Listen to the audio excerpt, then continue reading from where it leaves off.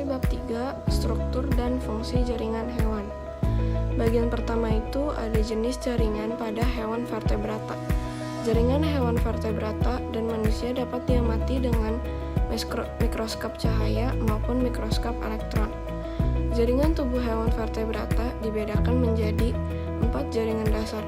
Yang pertama jaringan epitel, kedua jaringan ikat atau jaringan penyambung, keempat jaringan otot, dan yang terakhir jaringan saraf. Jaringan ikat memiliki sel-sel yang terpisah jauh oleh sejumlah substansi intersel yang relatif besar. Jaringan otot memiliki sel-sel yang memanjang, mengandung filamen sitoplasma, memiliki sel-sel yang saling berhubungan erat, dan dipisahkan oleh jaringan ikat vaskuler halus. Jaringan saraf memiliki sel-sel yang sangat besar, bercabang-cabang panjang, dan berkelompok menjadi massa yang agak terpisah. Jaringan epitel. Jaringan epitel berupa membran atau berupa kelenjar, tersusun dari sel-sel yang melapisi permukaan luar atau membatasi permukaan dalam suatu rongga. Kelenjar epitel berkembang dari permukaan epitel dengan cara tumbuh ke dalam jaringan ikat di bawahnya. Terletak pada suatu lamina basalis yang memisahkan epitel dari jaringan ikat di bawahnya, dari pembuluh darah dan dari jaringan saraf.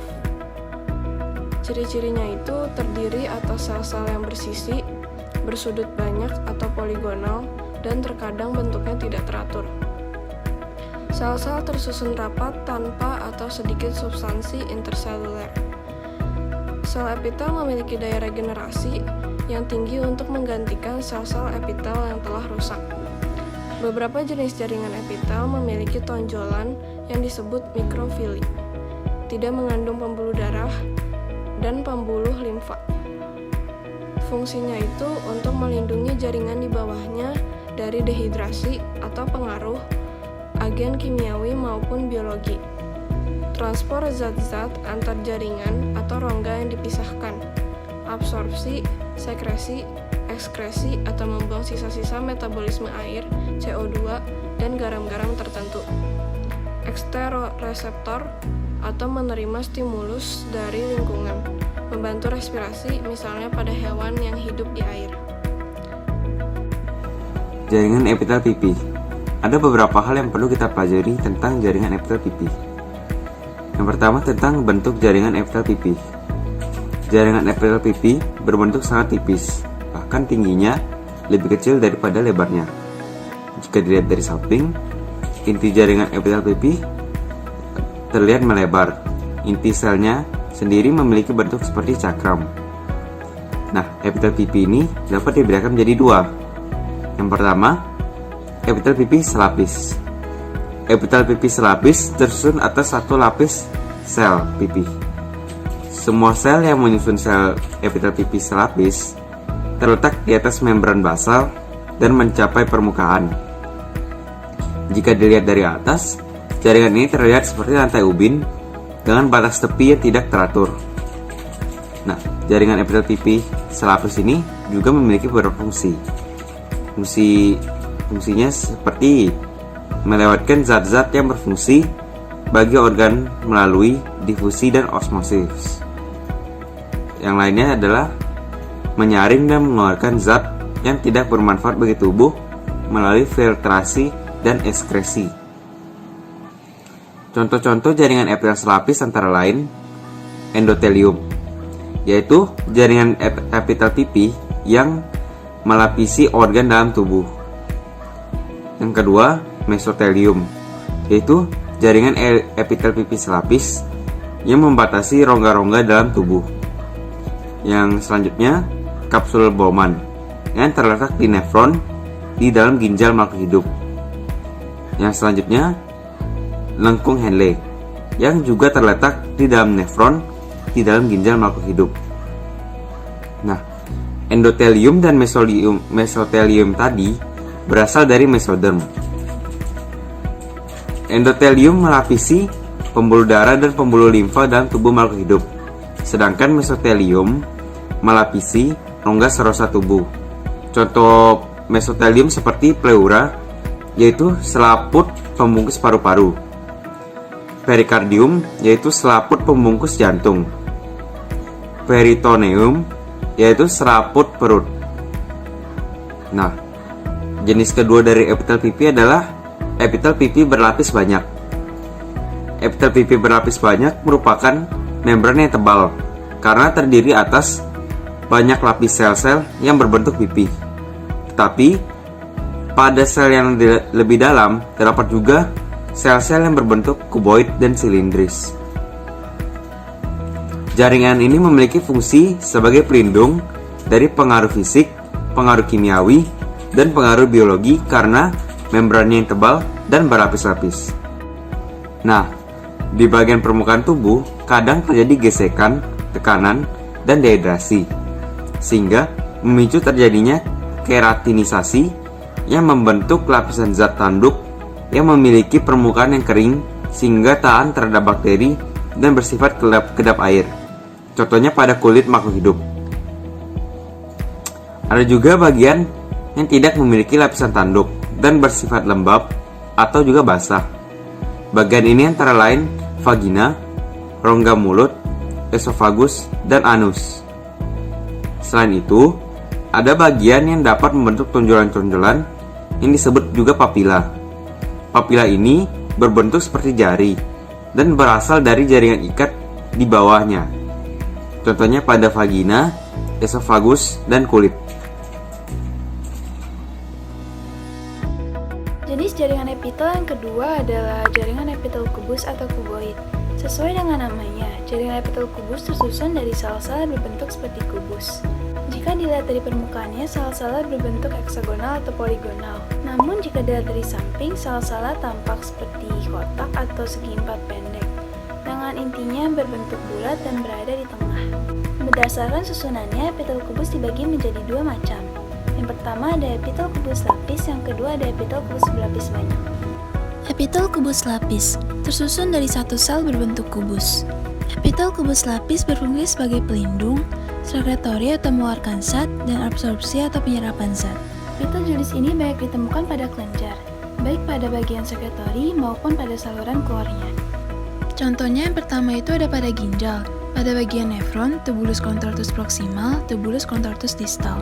Yang kedua pada ovarium, permukaan luar dan folikel. Yang ketiga kelenjar ludah, lalu tiroid, pankreas, dan lensa mata. Yang kedua ada epitel kubus berlapis banyak. Terdiri dari lebih dari satu lapis sel-sel berbentuk kubus. Epitel kubus berlapis banyak berfungsi sebagai proteksi, absorpsi, dan sekresi.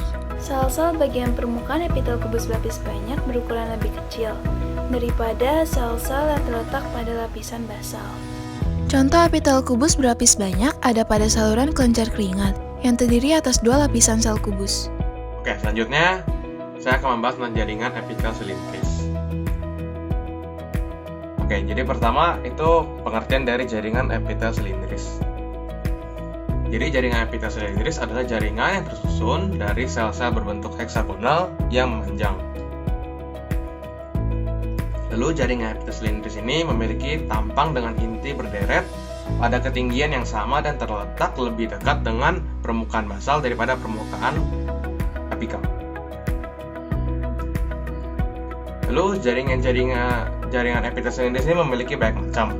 Berdasarkan strukturnya, jaringan epitel silindris itu dibagi menjadi dua, yaitu jaringan epitel silindris lapis dan jaringan epitel silindris berlapis banyak.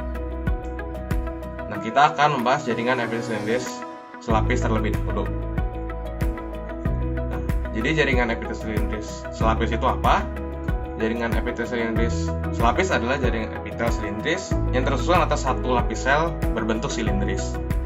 Fungsinya adalah untuk sekresi dan absorpsi atau penyerapan. Nah, struktur dari jaringan epitel silindris selapis ini itu di antara sel silindris umumnya terdapat sebuah goblet, itu adalah sel berbentuk piala yang menghasilkan lendir. Lalu jika diamati pada permukaannya, di jaringan epitel silindris selapis ini terdapat ada yang bersilia dan tidak yang bersilia. Nah, untuk contoh yang bersilia itu ada pada uterus atau rahim, tuba uterina atau bulu rahim, ductus deferens pada testis, ada bronkus intrapulmoner, dan kanalis centralis pada medula spinalis. Lalu untuk contoh epitel yang tidak bersilia itu terdapat pada sebagian besar saluran pencernaan seperti lambung, usus halus, dan kantong empedu. Selanjutnya kita akan membahas tentang jaringan epitel silindris berlapis banyak. Nah, apa sih jaringan epitel silindris berlapis banyak? Dia adalah epitel yang tersusun atas lapis-lapis sel yang berbentuk silindris pada lapisan permukaannya, berfungsi untuk perlindungan dan sekresi. Nah, lalu strukturnya, contoh dari epitel silindris ini adalah dia itu berlapis banyak, terdapat pada uretra, laring, trakea, faring, dan kelenjar ludah.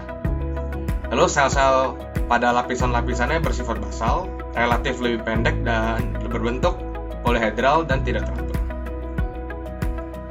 Oke, itu aja. Lanjut ke nomor 4. Dan berikutnya adalah jaringan epitel transisional dan kelenjar. Jaringan epitel transisional.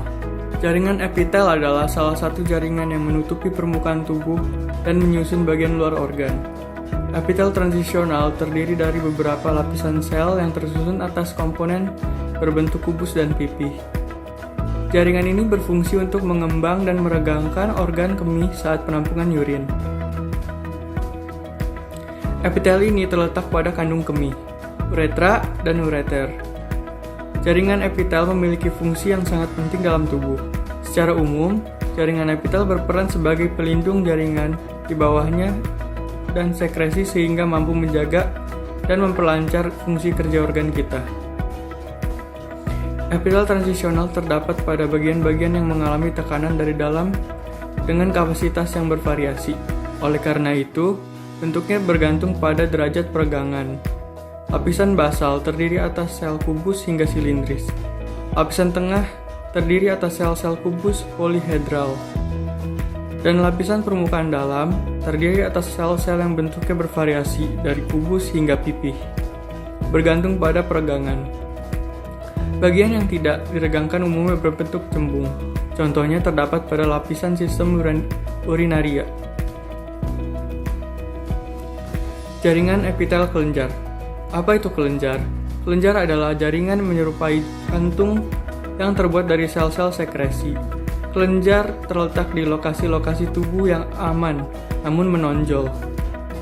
Secara garis besar, ada dua tipe kelenjar pada tubuh manusia, yaitu kelenjar eksoskrin dan kelenjar endokrin. Yang pertama, kelenjar eksoskrin. Kelenjar eksoskrin adalah kelenjar yang memiliki saluran untuk mengalirkan zat sekresinya ke seluruh tubuh. Kebanyakan fungsi kelenjar eksoskrin menghasilkan enzim, tapi beberapa lainnya menghasilkan cairan non-enzim. Hasil sekresi sel-sel epitel ini disalurkan melalui sistem saluran menuju ke permukaan tubuh. Saluran keluar berbentuk lurus, bergelung atau bercabang. Berdasarkan bentuk dan strukturnya, kelenjar eksoskrin dapat diklarifikasikan sebagai berikut. Bagian sekresi pada ujung saluran ada berbentuk tubular, alveolar, atau kombinasi tubular alveolar. Contohnya adalah kelenjar ludah, kelenjar keringat, pankreas, dan kelenjar lambung. Kelenjar endokrin. Kelenjar endokrin adalah kelenjar penghasil hormon yang tidak memiliki saluran pengalir. Hormon yang dihasilkan akan disalurkan lewat aliran darah. Karena menumpang aliran darah, hormon tersebut bisa mencapai bagian tubuh yang jauh dari lokasi kelenjar tersebut. Kelenjar endokrin mengeluarkan sekretnya langsung ke dalam sistem vaskuler darah atau limfa. Kelenjar endokrin disebut juga kelenjar buntu karena tidak memiliki saluran lain. Sekret yang dikeluarkan berupa hormon. Sel-sel epitel yang mengeluarkan hormon terdapat di antara pembuluh-pembuluh darah halus. Epitel kelenjar endokrin dibedakan menjadi dua tipe, yaitu tipe deret, kelompok, dan tipe folikel. Contohnya adalah kelenjar hipofisis, kelenjar tiroid, kelenjar paratiroid, kelenjar timus, dan kelenjar adrenal. Terima kasih.